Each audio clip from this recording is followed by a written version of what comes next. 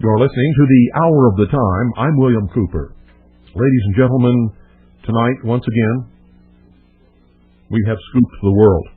And I mean the world. Not long ago, John Fitzgerald Kennedy Jr. was flying in a plane with his wife and his wife's cousin. And the plane never made it to its first scheduled stop, which was Martha's Vineyard, the airport on Martha's Vineyard. It was a 90-minute flight from his takeoff point to Martha's Vineyard, and it was reported that his plane was missing. It was also reported that visibility that night was almost zero, that you couldn't see anything, and that he should not have been flying because he didn't have a pilot instrument rating. It was also said that the ceiling was really low. The experts told us that there was no communication between John F. Kennedy Jr.'s airplane and any ground station during the flight, and that the plane vanished. Well, initial reports of our people who live in that part of the world told me that that just was not true. Also, somebody had planted a transponder, also known as a beacon, off Montauk Point to fool the air search. A beacon, also known as a transponder, is in every airplane that flies. And if the plane crashes, the beacon, any kind of a real hard impact or something that is not supposed to happen, triggers the mechanism in the beacon, and it begins to broadcast a radio signal that basically says help, help, help, help, help, over and over and over and over and over again. It's just a standard radio signal that everybody in the world recognizes when they hear it as a downed aircraft, an aircraft that has crashed. Now, this phony beacon that was located off Montauk Point was many, many, many miles away from where John F. Kennedy's plane actually crashed. It was no accident that the beacon was there. No other plane had crashed in that area. Somebody planted that beacon so that the rescue effort would not go near the area of the real crash. The reason for that is obvious. If anybody happened to survive the crash, they might be picked up alive. However, if nobody was looking for them there, they would spend so many hours in that cold water that by the time anybody ever found them, they would be dead. This was an intentional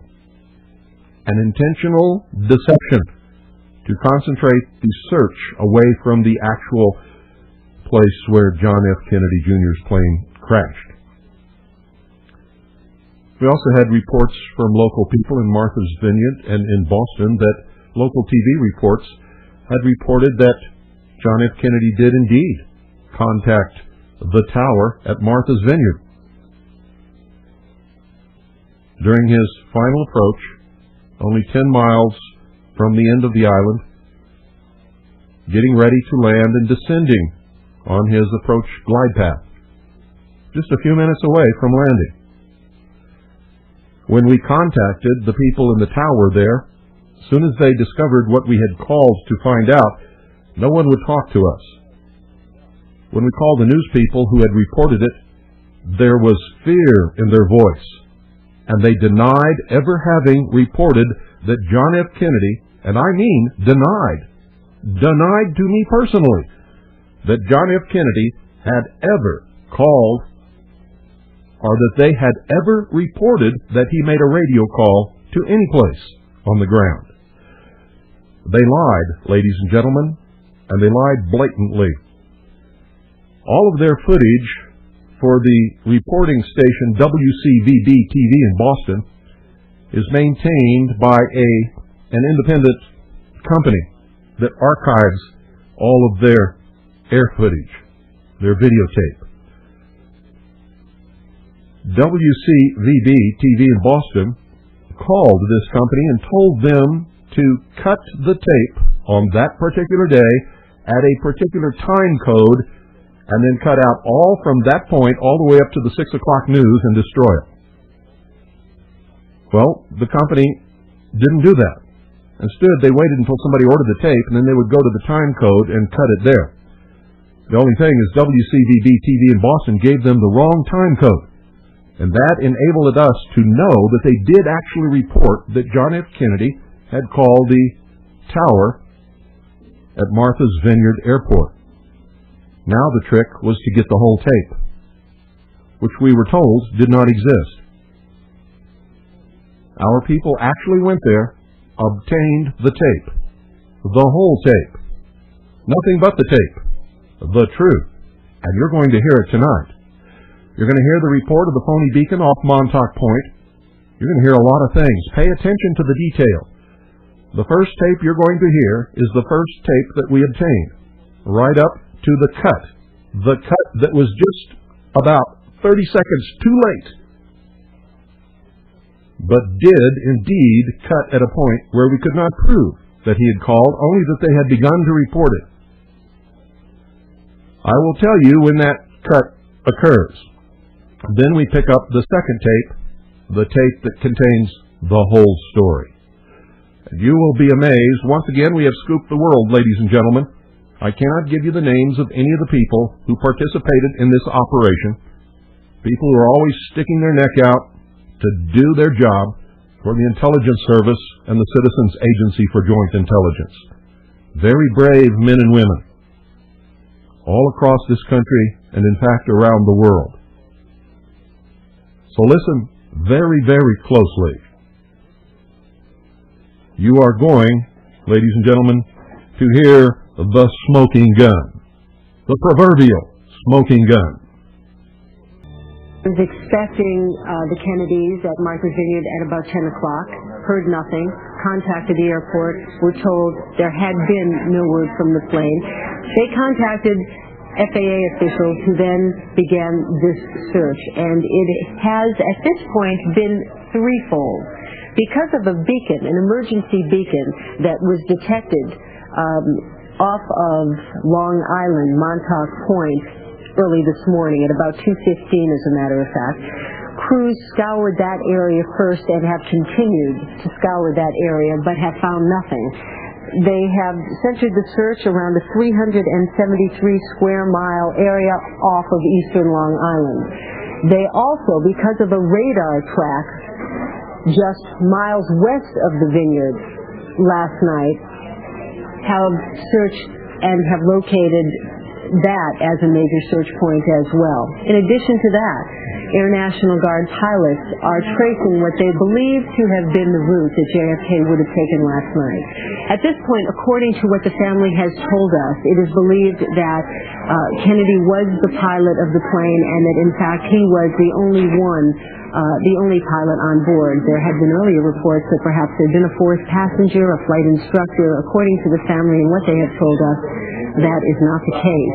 The family is also saying that they are not sure that JFK Jr. had the proper license to pilot the plane last night, though the FAA has in fact not confirmed that. What is known as a fact is that because of the type of aircraft, the flight, and the weather conditions last night, an official flight plan was not filed, nor was one necessary. And because there is no flight plan, no official plan, the search and rescue teams can only surmise by looking at maps and knowing the kind of plane involved what the route would have been, and they are trying to trace that this morning. They have done so unsuccessfully several times, but are continuing to make that a part of the search this morning.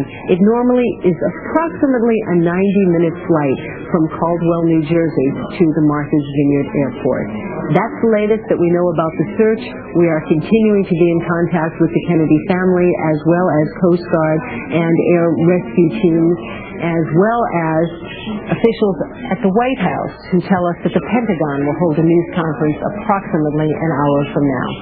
Anthony? All right, Susan, thank you. Obviously, the Air Force involved in this search as well, as is the Coast Guard, and volunteers, Civil Air Patrol. I think they're trying to get almost any plane they can or helicopter they can up into the sky at this point to search these areas off the Vineyard and off Montauk Point at the tip of Long Island to see if there can be any debris found. But of course, the size of this plane, a small single-engine plane in this vastness of ocean, or the sound is going to be very difficult, obviously, to find without some sort of a emergency radio beacon, and also given some of the weather conditions we see today from these live pictures from our news helicopter. Kelly Tuthill is at Martha's Vineyard. She's at the airport there, has been all morning, and has some new information. Kelly? Anthony, I'm standing with Lieutenant Colonel Richard Stanley of the Massachusetts Civil Air Patrol. He can only talk about the search that's happening right here in Martha's Vineyard, but I asked him to come over just to give you some more information about what's happening here. I'm going to put him on the phone, and Anthony, maybe you can ask him a question or two. Very good. Lieutenant Colonel, this is Anthony Everett. I just have a couple of questions for you. What can you tell us about the search effort being conducted from the airport there on Martha's Vineyard? Well, basically what we've done, we got out early this morning, and we were sent directly to Martha's Vineyard. And we have conducted a search on the island here, the perimeter and the inland, etc. And we're just one segment of this whole search. The mission base for Massachusetts is at Worcester. And your reporter has the phone number there with the mission coordinator. We're just an air crew. There's three of us here.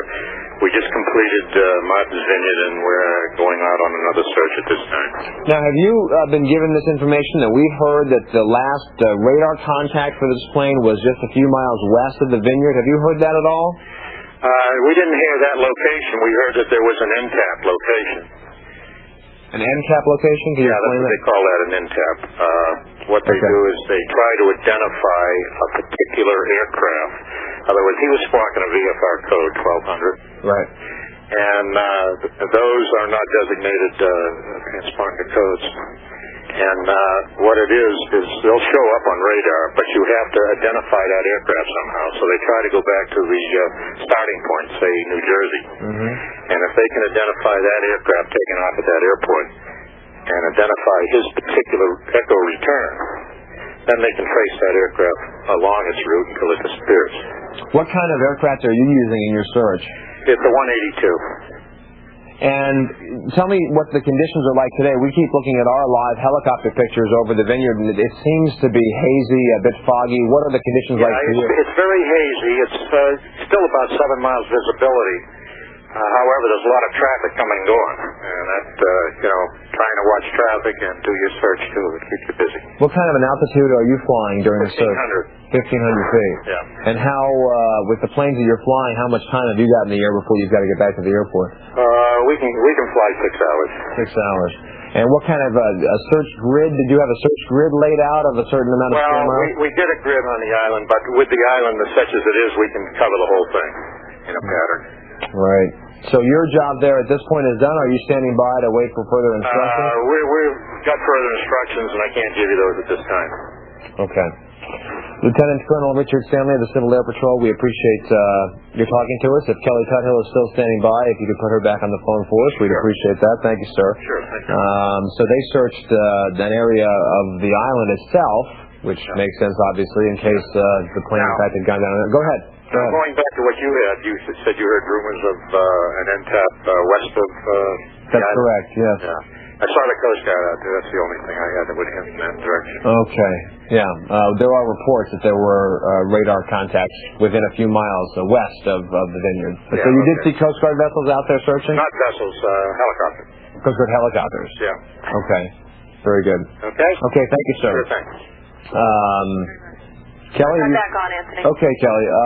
What else have you learned from down there? Is there any other indication of increased activity or any other indication of family members or reaction from people at the airport? No, certainly a lot of activity. I mean, it's just since I've been talking to you this morning, this has really become a hotbed of activity with people trying to get information about the search. There's a lot of reporters here, as you can imagine, trying to gain information. And what we're seeing is more of these Civil Air Patrol. As I told you earlier about the Suffolk County, New York pilots who had flown up from Long Island to check the airways and the waterways from that area to Martha's Vineyard, and then they were heading back, and they should have left a few minutes ago to head back to Long Island and continue their search. Now, I don't know if you got to ask Lieutenant Colonel this question, but I asked him now, we keep hearing about this area near Martha's Vineyard. Does that mean they're only focusing on this area, or is that B's focus? And he said that's not his impression. He's not the coordinator, obviously, of the whole search, but he said because there was no flight plan, they're searching everywhere. I mean, they're just checking everything because they're not exactly sure where this plane could be. Right, and that's our indication, too, is that search that we talked about off Montauk Point is continuing at this hour as well, over about 300-plus square nautical mile area, which is a huge area to search for a small plane, obviously. All right, Kelly, thank you. We'll let you go and try to find some other folks there, and we appreciate all your efforts down there. And we do have also Amalia Beretta, who's in Hyannisport at the Kennedy compound, where the wedding has been canceled. We'll get to her in just a moment. We mentioned before as well that President Clinton had issued a statement today earlier about their concern about the reports of the plane missing. The president was informed earlier this morning of the reported disappearance, and the last line of his comments this morning through a spokesman were these: all our prayers and thoughts are with the families of those on board. And initially there was some confusion as to who exactly was on board. We believed initially there was a fourth person on board who we thought was a flight instructor, but it's been confirmed now that there were only 3 people on board: John F. Kennedy Jr., who was flying the aircraft. He was the licensed pilot on board. His wife, Carolyn Bessette Kennedy, who you can see there just to the left of him on your screen, and her sister, Lauren. So there were 3 of them on this plane. It's a 4-seater, single-engine plane, but there were 3 of them on board, and in fact, another pilot at the airport in New Jersey had happened to see them get on the plane last night, and said that when they took off, the conditions were much less than favorable, that they were hazy and foggy and still within the realm of visual flight rules, but not optimum conditions, especially to be flying over the ocean with the sound, where it's critical to maintain some sort of element of the horizon, and the possibility of being lost or disoriented does exist even with the sophisticated equipment that most of these planes have on board at this point.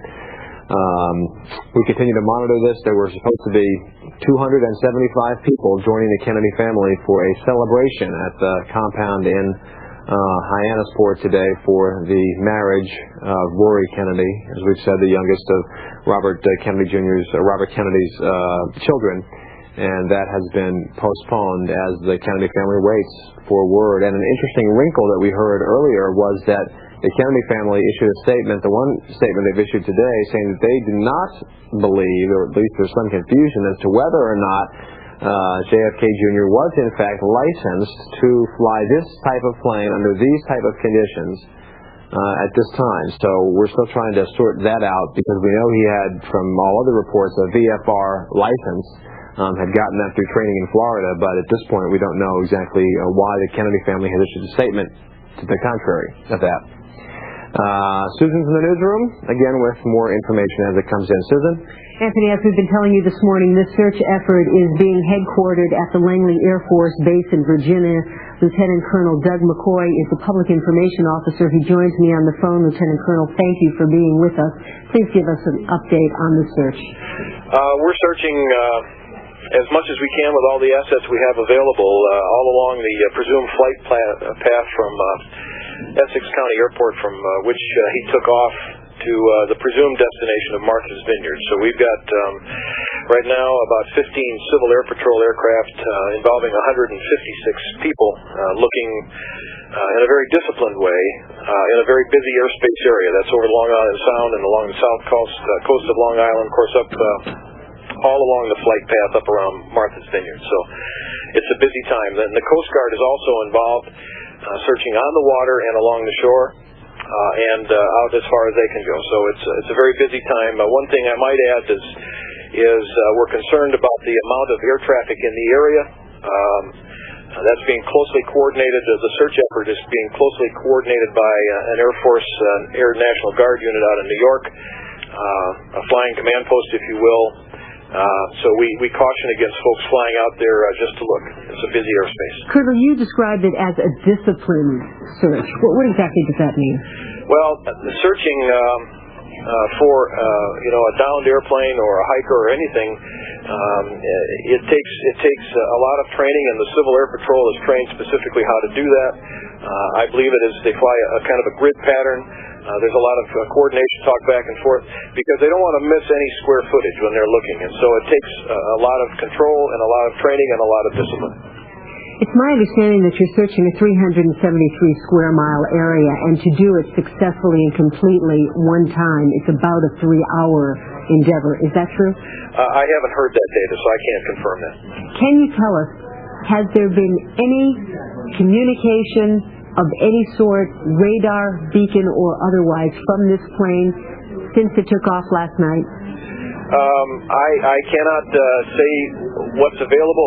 What I can say, though, is that the FAA and the Air Force are consolidating their radar data, and as the data comes in and we have more information to work with, the search will be refined, but that's as far as I can go on that.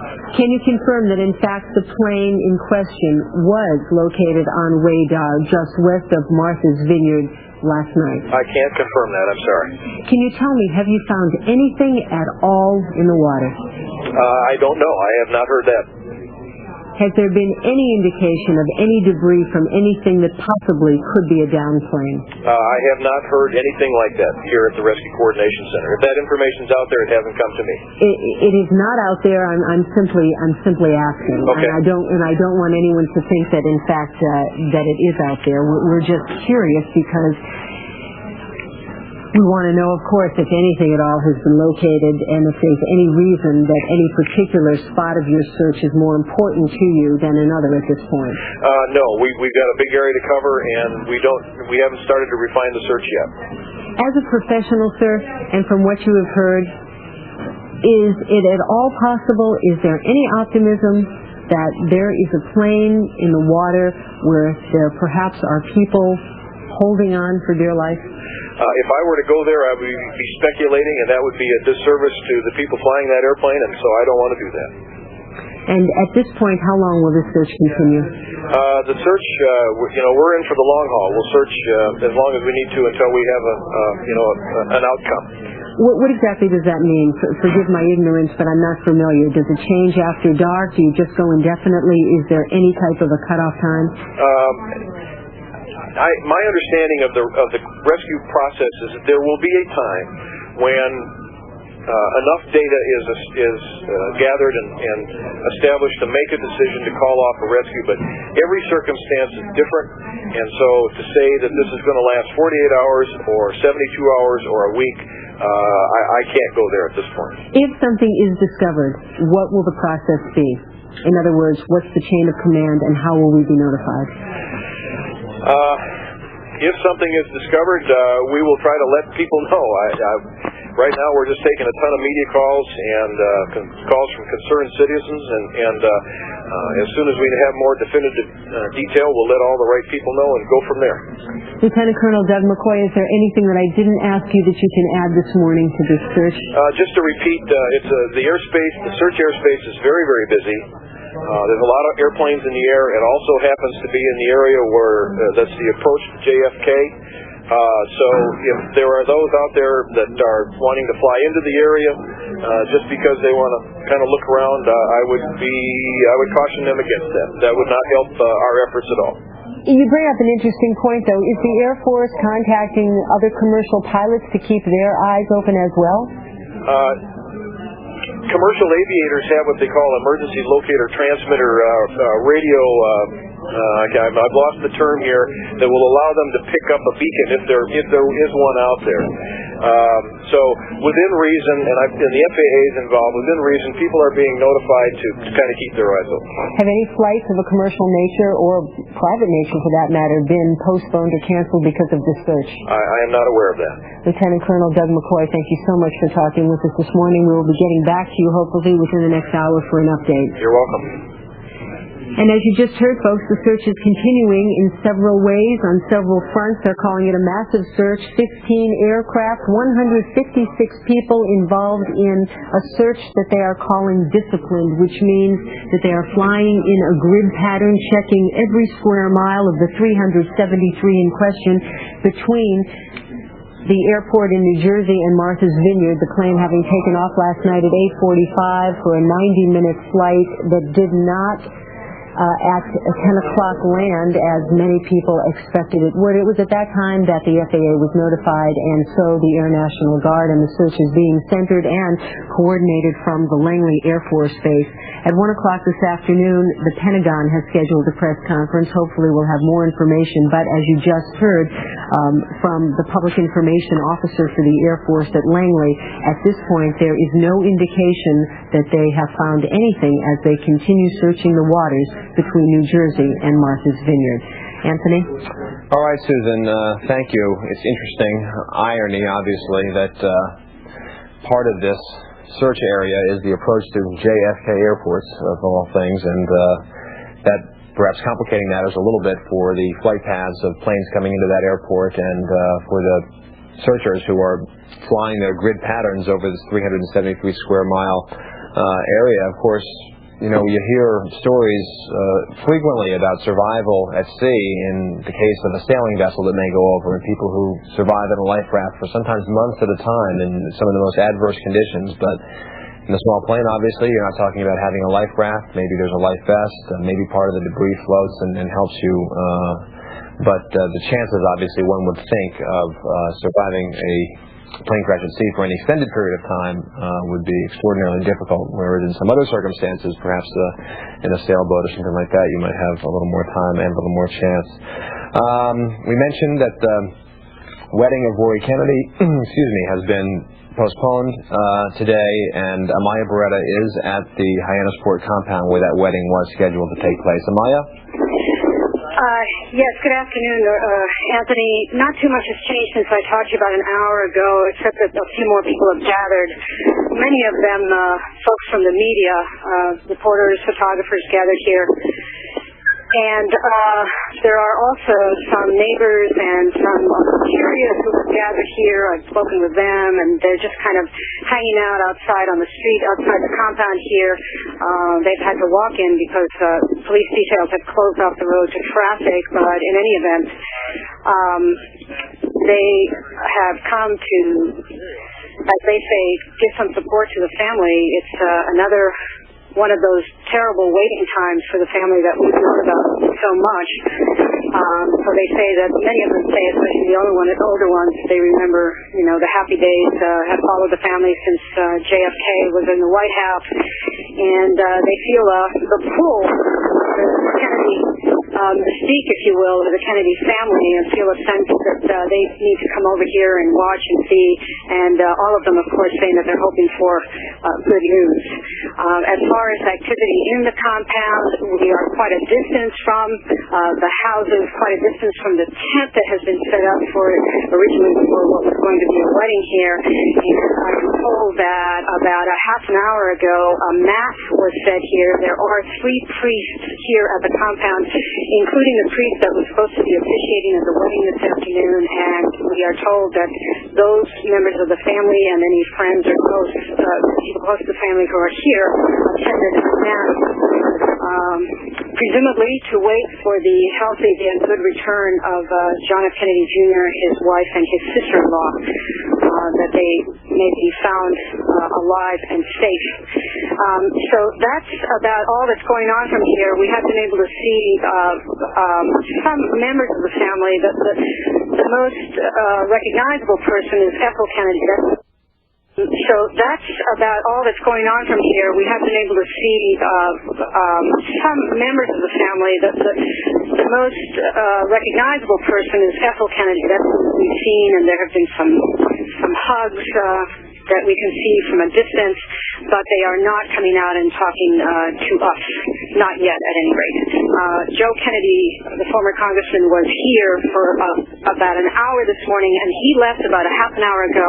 We are not being told where he went, I guess our best guess could be that he has flown over to Martha's Vineyard. As I understand it, the search has been concentrated now over there. But that is only a guess. We are not being told where he has gone. And we do understand that Senator Ted Kennedy is here at the compound as well. So, Anthony, that's the scene from here. All right, Amalia, thank you. We'll continue to check back with you. We mentioned earlier the President has been apprised of this situation since early this morning, has been monitoring the situation since early this morning. We also have been told that the Pentagon is planning a press briefing in about half an hour or so, around 1 o'clock, presumably to talk about the efforts of the Air Force in all of this. We go now to Marty Johnson, who is live at our Washington Bureau with more information on exactly the Washington response and how the President is being apprised of what's happening here in Massachusetts. Marty? That's right, Anthony. This is a very anxious time here in Washington. White House Chief of Staff John Podesta says that Mr. Clinton was informed of the disappearance of the plane carrying John F. Kennedy Jr. and his wife Carolyn Bessette Kennedy at about 7 this morning. He is said to be very concerned. He is spending the weekend at Camp David in Western Maryland there to relax and meet with Israel's Prime Minister. Although there have been no plans announced for the President to return, he is said to be very concerned, monitoring the situation. The White House statement, which I have right here, says all their prayers and thoughts are with the families of those on board the plane. The White House confirmed that Mr. Clinton today called Carolyn Kennedy Schlossberg, John F. Kennedy Jr.'s sister, his uncle, Senator Ted Kennedy, of course, and Housing Secretary Andrew Cuomo, who is married to Carrie Kennedy, a cousin of John F. Kennedy Jr. The statement further said that the President is being kept fully apprised and informed of the search by the Coast Guard, the FAA, the Department of Transportation, the Department of Defense. Of course, as you mentioned, this afternoon, the Pentagon will be briefing reporters here in Washington at about 1 o'clock. We expect to hear more then about the status of the search going on in the area. On a personal note, of course, Mr. Clinton has been very close with the Kennedys over the years. We all remember the pictures, of course, that seemed to be so prevalent all the way through his first campaign of him shaking hands with the 35th president, and of course, more recently, pictures of him shaking hands with that president's son, John Kennedy Jr., and meeting his young bride as well. That's the situation here in Washington, Anthony. Of course, again, we'll be keeping an eye on that press briefing at 1 o'clock and be back with you with more. Anthony? All right, Marty, thank you. You know, as we sit here and we look at the various monitors that we have to monitor the network news feeds and our competitors as well, I'm struck by the fact that ever since about 9 or 10 o'clock this morning, all of our colleagues at the networks and our competitors here in this market as well have all been on the air with nonstop coverage of this. And Clark, you and I were talking before about it's a testament to some extent to the intense interest with this family, the intense legacy of the 35th President of the United States, and the intense scrutiny as well under which this family has lived and continues to live. Well, made so by the fact that such as this, a family like no other in American history, that seems to get into situations is drawn by whatever kind of people have used words like curses and mystical interventions and destiny and all these other fancy words that try to explain what can somehow not be explained. This is a family that has been attracted to the flame. There's no question about it. They want to be out there. They stick their necks out there. They stick their chins out there. They take chances. They are daring. They are reckless sometimes. And it seems to be a passion with them, a desperate need. Not just politically, they've had certainly some members of the family have exhibited this in combat, in military situations. We've seen it in business, in all sorts of ways, and this is what makes them what causes us to be so deeply fascinated by them, and why we pivot so on every event like this. It is, in this sense of the word, one uses this word reluctantly, but there's no better word. This is a unique family in this sense of the word. Okay, we're going to go to Susan Warnick in the newsroom who has some breaking information. Susan? We have been told by the Coast Guard that, in fact, there is now evidence of a last communication last night with JFK Jr.'s plane as it was making an approach to Martha's Vineyard Airport. Petty Officer Todd Burgun joins us from the Coast Guard base in Boston. He is the Petty Officer and the Public Information Officer.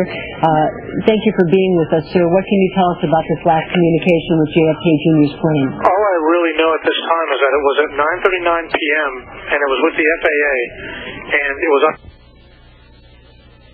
And that's where the tape was cut, ladies and gentlemen. It skips 5 hours and goes right into the 6 o'clock news. Oceanographic and Atmospheric Administration, NOAA, which is bringing a boat from Montauk and that boat should be here around 8 o'clock. And as Susan mentioned, that boat has sophisticated sonar equipment that can search the bottom of the ocean. And in this particular area, the ocean is really only about 26 to 100 feet deep. That's not significant, really, in terms of depth, and will also give a very sound sonar image back to that NOAA boat.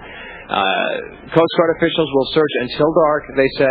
After that, they're hoping to get that NOAA vessel with its sonar working a search grid and hoping to find some sort of information between now and the morning hours.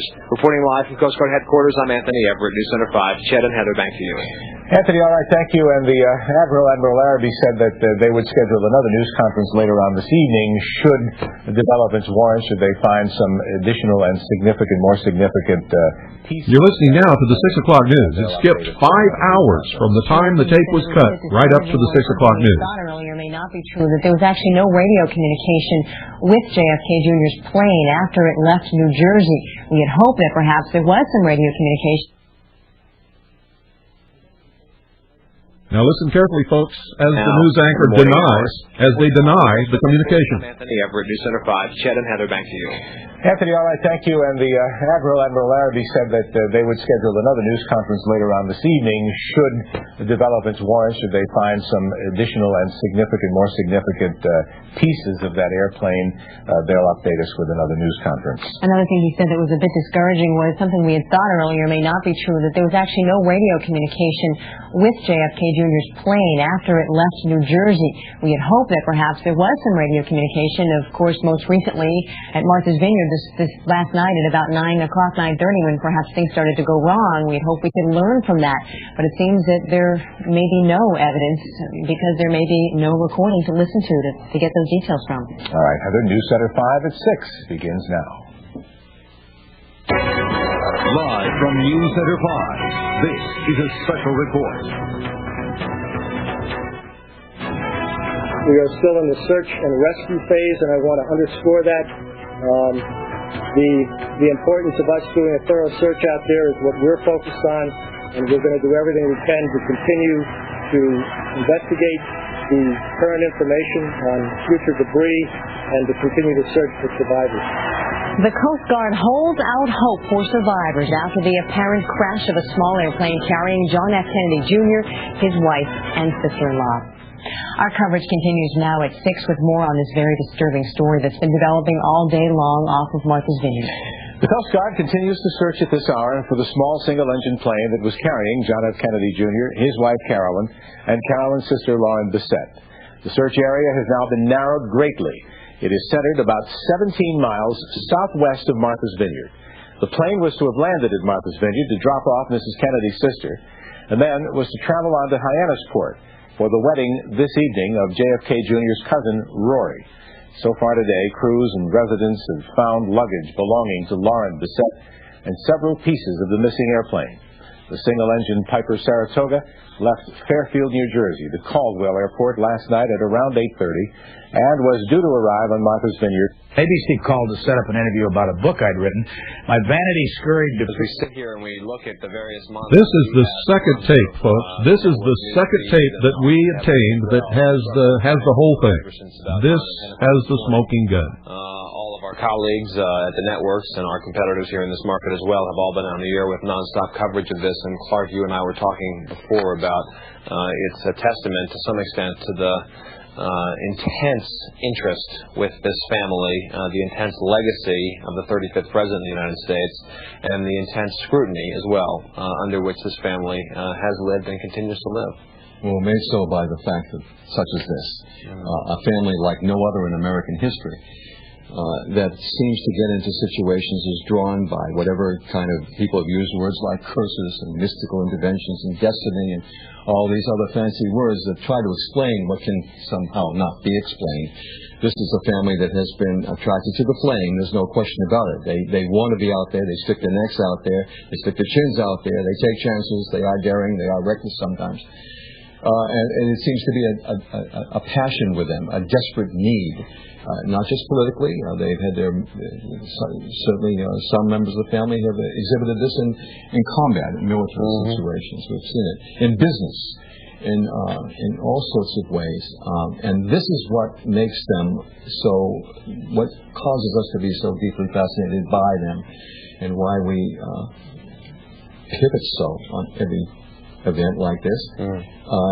It is, in this sense of the word, one uses this word reluctantly, but there's no better word. This is a unique family in this sense of the word. Okay, we're going to go to Susan Warnick in the newsroom who has some breaking information. Susan? We have been told by the Coast Guard that, in fact, there is now evidence of a last communication last night with JFK Jr.'s plane as it was making an approach to Martha's Vineyard Airport. Petty Officer Todd Burgun joins us from the Coast Guard base in Boston. He is the Petty Officer and a Public Information Officer. Thank you for being with us, sir. What can you tell us about this last communication with JFK Jr.'s plane? All I really know at this time is that it was at 9:39 p.m. and it was with the FAA, and it was on its final approach to Martha's Vineyard. All that really helps us do as far as the search is it might give us a location to search in, because if it was that close to Martha's Vineyard with the last contact, then chances are it may be in that area if in fact it did go down. Officer, for those of us who are not that intimately familiar with flying and piloting a plane, when you say you had radio contact, can you explain exactly what that means?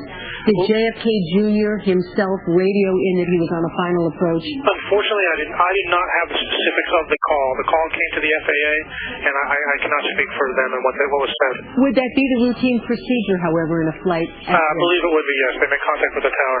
So at 9:39, to the best of your information, JFK Jr. made a contact with the airport, with the flight controllers, the air traffic controllers at Martha's Vineyard Airport, that he was on a final descent. That is correct. At 9:39. We also have information that the FAA also has a radar location of 2,500 feet, about 10 miles off the vineyard, at approximately the same time. Do you have any information? No, I do not have any information on that. Given that information, is it safe to assume that that would be the location of one part of the search? Yes, it is. That is a flagged area of the search. We are searching still the entire location between Caldwell, New Jersey, and Hyannis, Massachusetts. When you say Hyannis, and of course that includes the area around Martha's Vineyard. Yes, the plane was making two stops. The plane was originally took off from Caldwell, New Jersey at 8:38 p.m. Friday evening. It was scheduled to land in Martha's Vineyard at around 10 p.m. and then scheduled to land in Hyannis at around 12. At midnight? Yes, that's correct. Well, that's new information, because previously there was some indication that the trip to Hyannis Airport would be made this morning. So that's new information. The plane left New Jersey at 8:38, expected to arrive at Martha's Vineyard. For what purpose? Do you know, sir? I do not have that information now. But they were scheduled then to take off from Martha's Vineyard Airport, I would assume, at about 11 o'clock, because it certainly is no longer than about a 35-minute flight between Martha's Vineyard and Hyannis. That's correct. Well, it's only speculation. I cannot comment on. They did not leave a flight plan, so I did not have the specifics of the flight. Can you explain for us, please, describe the search to the best as you can that the Coast Guard is involved in? Yeah, the Coast Guard now we have a massive search underway, including several aircraft from throughout the district, mainly from Coast Guard Air Station Cape Cod, and also from several stations throughout the coast. So it's safe for us to assume now that when the family members in Hyannis did not hear word from the people on board the plane at midnight when they expected it to land. Yeah, I cannot comment on exactly how that transpired. I understand. But you can comment on your search and the last radio transmission, again, which was at 9:39. Yes, p.m. last night. That's correct. Ostensibly JFK radioing the tower at Martha's Vineyard Airport that he was making his final That's my understanding, yes. And that's the last time the plane was heard from. That is correct. At approximately 2,500 feet, 10 miles offshore. That's my understanding. Like I said, as far as that radar location, I do not have that information. Officer, is there anything that I failed to ask you that we should know that we do know either about the search or about the situation last night? No, I think that covers everything we're doing. Like I said, we have an extensive search underway with aircraft and boats and vessels in the water, and we're searching every possible area we can. Officer Burgun, what are the conditions right now during your search? I don't have that information. When you do a search like this, even though you can't talk about the particulars of this one, Could you describe how it occurs? We talked to somebody from the Langley Air Force Base. They described this as a disciplined search. What exactly does that mean? Well, basically what the Coast Guard does in a situation like this is they'll map out, they'll chart out the area that they're going to search, and they'll do what they call like a crosshatch pattern. And they'll fly, picture like a checkerboard, and they'll cross and make crosses. They'll start different, going from point to point with their aircraft, and same thing with the vessels in the water. To the best of your knowledge, have they found anything at all in the water? No, nothing at all. How long have you been searching in the water today? I'm not sure the exact time. I know it's from early hours this morning. How long will you continue to search? I don't have that information. I cannot make that call right now. How does it normally work? What factors are involved as you determine how long a search will continue? There's several factors that could be involved in that. I don't want to speculate on anything. On several searches, it depends on many different factors. It depends on if they find anything at all. It depends on weather conditions. It depends on time of day. There's several factors that can determine the length of a search. I don't want to speculate on this search. And as the search continues minute by minute, I assume that decisions are also being made. That is correct. In a similar way. Petty Officer Todd Bergen from the Coast Guard Base in Boston, thank you very much for your time and information. If it's all right, sir, we will check back with you within an hour or so for any update. Okay, thank you. Thank you very much. Folks, also, as we've been telling you, the Pentagon will hold a press conference at about 1 o'clock this afternoon, and the Coast Guard, unless there is reason for it sooner, will hold a press conference at 4 o'clock this afternoon. But again, we have confirmed that at 9:39 last night, JFK did radio air traffic controllers at the Martha's Vineyard Airport that he was making his final approach. He was approximately 2,500 feet, 10 miles offshore. It's the last communication or tracking of the plane last night that took off from New Jersey at 8:38, was expected at 10 o'clock at Martha's Vineyard Airport, and then was expected new information at Hyannis Airport at midnight. Of course, as we have said, it was not heard from since 9:39 last night. Chet Curtis joins us now, an accomplished pilot himself. Chet?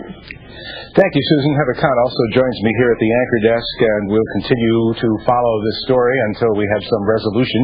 And hopefully they will resolve this thing pretty quickly. They now have, as you heard, are concentrating the search to an area close to Martha's Vineyard where JFK Jr. last reported he was about 10 miles out and flying at 2,500 feet, which would not be unusual 10 miles away from the airport. Lisa Stark has some information on the radar tracking that Air Traffic Control was doing on that flight. So let's hear from Lisa Stark now. We have learned that this plane took off from the Essex Airport, as you know, in Caldwell, New Jersey, and was flying at an altitude of 5,500 feet.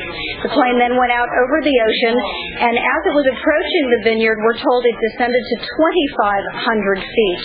Then there's another radar hit, apparently at 2,100 feet, and then another radar hit at 1,300 feet, and that is the last radar hit, we are told, before apparently the plane disappeared off radar. And we are told that radar hit did occur about 19 miles from the Vineyard Airport. It may be as little as 10 miles actually off the coast of the Vineyard, but 19 miles from the airport. But we are told again that 1,300 feet apparently is the last altitude at which that plane registered on radar, and then it was lost. Chet, as Susan mentioned, you are an accomplished pilot. Chet's been piloting planes now for over 20 years, so you're a very good source on this story, as well as the news gatherer. The altitude that John F. Kennedy Jr. was at as he was approaching Martha's Vineyard Airport, is that a normal altitude? Is that a safe altitude? Sure it is. We just heard now 1,300 feet. And one thing to remember is there's so much that we don't know, and we're plugging in a lot of information here into spaces that we're not exactly sure of. To be at 2,500 feet, 10 miles out is not unusual. To be at 1,300 feet, 6 or 7 miles out would not be unusual. He was a decent pilot, by every measure, did not have an instrument rating. The weather was hazy. That does not mean that you couldn't fly in hazy weather. I've heard some wild speculation on the radio and on television this morning. One of the network correspondents talking about as if some people who fly little airplanes are daredevils and have a death wish. I mean, that is definitely not the case. That's a perfectly good, safe airplane. It was equipped, I'm certain, with the latest avionics, probably even an autopilot, which if he had some trouble, if he punched on the autopilot, it would have kept the wings level and the aircraft at a particular altitude. So it is a small plane, though, 24 feet long. You said with a 37-foot wingspan. Searching for a plane like that is incredibly difficult. Searching for a large aircraft is difficult. No question. It was difficult looking for the pieces of TWA's Flight 800, which was a 747, and there was another flight, a plane that went down off a 757. They were difficult. This is a Piper Saratoga, once called a Cherokee 6. 6 places. It's a 300 horsepower engine, and that's all we have time for tonight, folks. I have to explain a few things to you. Remember that the search was first concentrated off Montauk Point, and the reason was somebody had planted a transponder or a beacon there, and no plane had crashed there, no boat had sunk there. There was no reason for a beacon to be off Montauk Point, but somebody had planted one there to deliberately deceive the rescue operations. That's where they concentrated their search. Now, they had miles and miles of radar tapes of all the planes that were flying anywhere in that area that night, and it would have taken them days and days to go through those radar tapes in order to discover, exactly if a plane dropped off the radar and when and where that happened. It wasn't until they found out. Now, listen to this very carefully, because their denial that John F. Kennedy called the tower at Martha's Vineyard is the key to this whole thing. You see, they never would have known the right place to look if he had not made that call. When they discovered that he had made a call to the airport tower at Martha's Vineyard at 9:39 p.m., they instantly went to 9:39 p.m. at that position, 10 miles southwest of the Land's End of Martha's Vineyard, and they immediately saw his plane on the radar tapes at 2,500 feet. Exactly 12 seconds later, it was at 1,300 feet. Going from 2,500 feet to 1,300 feet in 12 seconds means the plane was in a severe diving attitude directly into the water. At that 1,300 foot point was the last indication of the plane on the radar. When they discovered that he had made that call at 9:39, and from that position where he reported his plane on his final glide path to the airport at Martha's Vineyard, they went to the radar tapes, found his plane on the radar tapes, moved the search to that exact position, and immediately discovered John F. Kennedy's beacon that was in the water there, began to see floating debris, luggage, pieces of the airplane, an airplane tire, etc., etc., etc. So that is the smoking gun. It proves beyond a shadow of a doubt that there's a serious cover-up connected with this. When you call the tower at Martha's Vineyard and attempt to talk to the person who was on duty that night, who actually received the radio call from John F. Kennedy Jr., you are told that that person is not there, hasn't been there for a long time, and probably will never be back. When you talk to these people that you heard tonight on this tape at WCVB-TV in Boston, they deny that they ever made this report. They just flatly deny it. We are not supposed to have this tape. Nobody is supposed to have this tape. We want this tape to go all over the country. If you want a copy of this tape, send us $15 and we'll send you a copy postpaid right to your door. Then make copies and distribute it to everybody you know, so this tape can never, ever be buried. This is the key to the whole thing. This is what solves it. John F. Kennedy Jr. was murdered, ladies and gentlemen. 2 Saturdays after his plane crashed, and I posted this story on the website, a military officer acting as a courier on orders from his commanding officer brought me photographs and copies of the preliminary investigation reports based upon the wreckage and what they knew of the plane crash. What I saw in those photographs and in those reports was that a bomb detonated in a compartment in the tail section of the plane. The tail section was severed from the plane. The plane went into an immediate dive and crashed into the ocean. The cause of the detonation of the explosive was a barometric triggering device which was detonated when he flew below 2,500 feet. And that's the story on the hour of the time. On this October the 13th, 1999, once again, the hour of the time has scooped the world. We have given you the truth, the real story, the story you never heard and never will hear on CNN, ABC, NBC, or CBS, what we commonly refer to here as the communist news networks. Good night, ladies and gentlemen. God bless you all. Good night, Annie, Pooh, and Allison. I love you. I love you. I hate being parted from you, but I must fight this battle.